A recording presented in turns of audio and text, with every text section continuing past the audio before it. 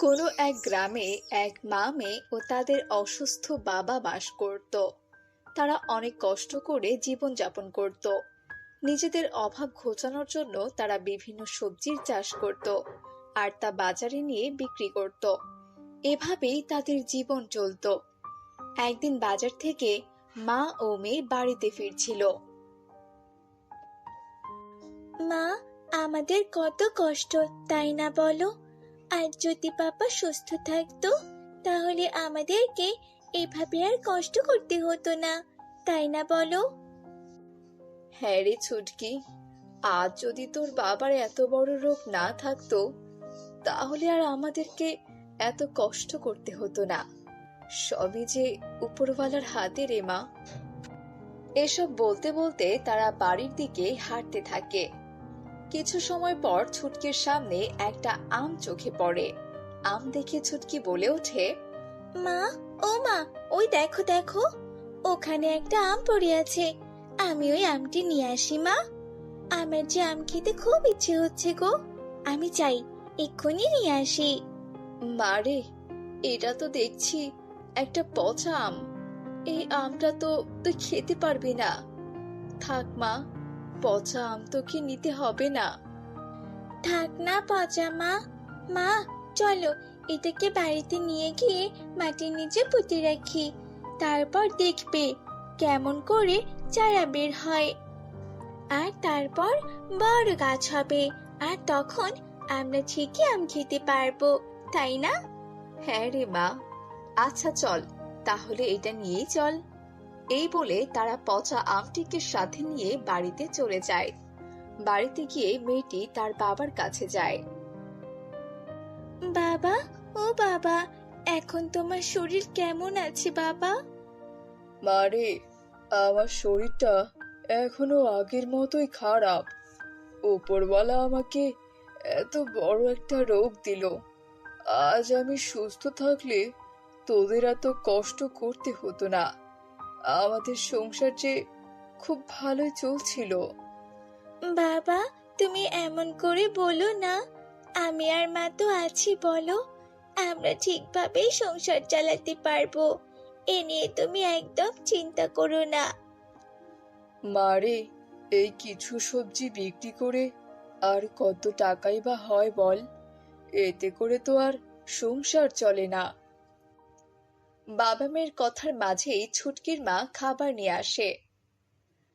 এই ছুটকি, নে, তোর বাবার তুই মিলে খাবারটুকু খেয়ে নে।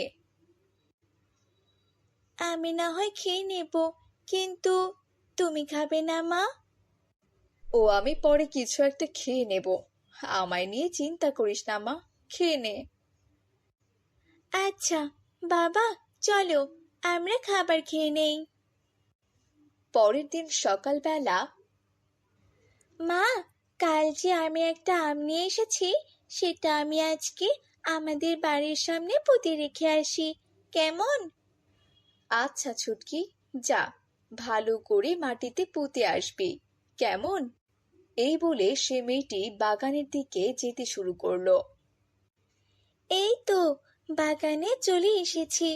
এখন এই দিকটায় আমের বীজটি পুঁতে দিই। কিছুদিন পর থেকে আমরাও আম বিক্রি করতে পারবো। তারপর মেয়েটি আমের বীজটি মাটিতে পুঁতে বাড়িতে চলে আসে। এমন সময় ছুটকির বাবা ছুটকিকে বলে, ছুটকি, মা ছুটকি, একটু এদিকে আসবি? মারে, কোথায় তুই? একটু এদিকে আসবি? বলো বাবা, কি হয়েছে তোমার? তোমার কি কিছু লাগবে? মারে, আমাকে একটু জল দিত। আমার যে অনেক পিপাসা লেগেছে। আচ্ছা বাবা, তুমি দাঁড়াও, আমি এক্ষুনি দিচ্ছি। আমি মনে হয় আর বাঁচবো না। বাবা, এসব বলো না তো। দেখবে একদিন সব কিছু ঠিক হয়ে যাবে। তোমার শরীরও ভালো হয়ে যাবে। তুমি এসব নিয়ে একদম চিন্তা করো না বাবা। এমন সময় ছুটকির মা ঘরে আসে আর বলে, মা ছুটকি, তুই আজকে বরং তোর বাবার কাছে থাক। তোর বাবার শরীর মনে হয় আজকে খুব একটা ভালো না। আজ আমি একাই বাজারে গিয়ে সবজি বিক্রি করে আসি। আচ্ছা মা, ঠিক আছে, আমি বাবার কাছেই থাকবো। এই বলে ছুটকির মা বাগানে সবজি আনতে যায়। আজকে অল্প কিছু সবজি নিয়েই বাজারে চলে যাই। তারপর ছুটকির মা বাজারে সবজি বিক্রি করতে চলে যায়। ওদিকে ছুটকি তার বাবার সাথে বসে গল্প করতে থাকে। কিছুক্ষণ পরই ছুটকির মা বাজার থেকে চলে আসে। এ কি মা, তুমি আজকে এত তাড়াতাড়ি চলে আসলে যে? আজ বাজারে অনেক অল্প কিছু সবজি নিয়ে গিয়েছি রে, তাই আর কি, তাড়াতাড়ি চলে এসেছি। ঠিক সেই মুহূর্তেই আকাশটাকে মেঘ ঘিরে ফেলে। আজ মনে হয় ভারী বৃষ্টি হবে। আকাশটা তো দেখছি পুরো অন্ধকার হয়ে গেছে। মা, ও মা, আজ যদি এমন করে বৃষ্টি শুরু হয় তাহলে তো আমাদের সবজি সব নষ্ট হয়ে যাবে। আমরা কিভাবে বাঁচবো গো? ওই সবজিটুকুই তো আমাদের বেঁচে থাকার একমাত্র সম্বল। রাতে অনেক ঝড় বৃষ্টি হয়। পরের দিন সকালে বৃষ্টি থামলে মা মেয়ে দুজন মিলে তাদের সবজি বাগানে চলে যায়। ছুটকি রে, দেখ, আমাদের সব সবজি তো নষ্ট হয়ে গেছে। এখন এখন আমরা কি করব? আর কি খেয়ে বা বাঁচবো? সেটাই তো ভাবছি মা। ও মা, দেখো, ওই যে আমি যে কিছুদিন আগে একটা আমের বীজ লাগিয়েছিলাম না, সেটা দেখো এখন গাছ হয়ে গেছে, দেখেছো? হ্যাঁ রে, ঠিকই তো, বীজ থেকে এখন যে গাছ হয়ে গেছে, কিন্তু এটা তো এখনো অনেক ছোট। মা, এখন তো আর আমাদের সবজি নেই বলো, তাই চলো এখন থেকে আমরা এই আম গাছটির ভালোভাবে যত্ন আত্তি করি, কেমন? পরে দেখবে একদিন ঠিক এই ছোট্ট আম গাছটি অনেক বড় হয়ে যাবে, আর গাছেও অনেক আম ধরবে। তারপর আম নিয়ে বাজারে গিয়ে আমি বিক্রি করতে পারবো। তারপর থেকে রোজ রোজ মা মেয়ে মিলে আম গাছের যত্ন নিত। আর আম গাছটি ধীরে ধীরে বড় হতে লাগলো। একদিন ছুটকি তার মাকে বলল,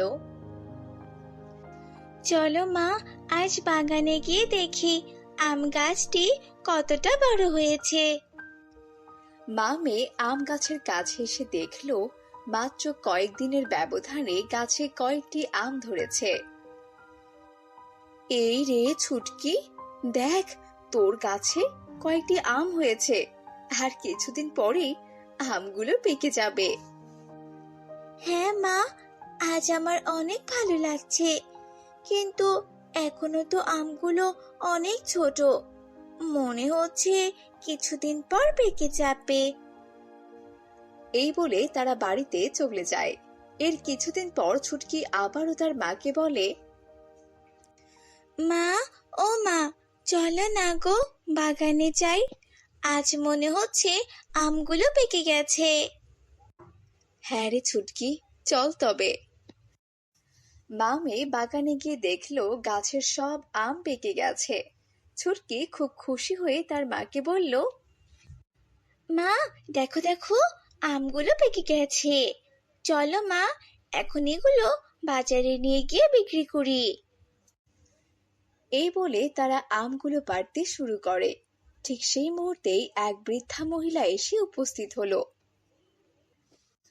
মা রে, আমাকে কিছু খেতে দাও, আমার যে অনেক খিদে পেয়েছে।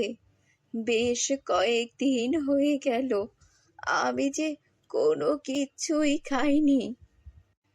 আমাদের কাছে তো মাত্র এই কয়েকটি আমই আছে, আর এগুলো যদি আপনাকে দিয়ে দেই তাহলে আমরা চলবো কিভাবে? মা দেখো, এই বৃদ্ধাটি অনেক ক্ষুধার্ত। আমার মনে হয় এগুলো আমাদের থেকে এই বৃদ্ধাটির বেশি প্রয়োজন। তুমি এগুলো এই বৃদ্ধাকে দিয়ে দাও। এই বলে ছুটকি আমগুলো সেই বৃদ্ধাকে দিয়ে দেয়। বৃদ্ধাটি অনেক খুশি হয়ে যায়। তোমরা অনেক ভালো মনের মানুষ। আচ্ছা, আজ তবে আমি চলে যাই। তারপর ছুটকি ও তার মা দুজনেই মন খারাপ নিয়ে বাড়িতে চলে যায়। আজ তো ভেবেছিলাম যে আমগুলো বাজারে বিক্রি করব, কিন্তু আমাদের কপালটা সত্যি খুব খারাপ।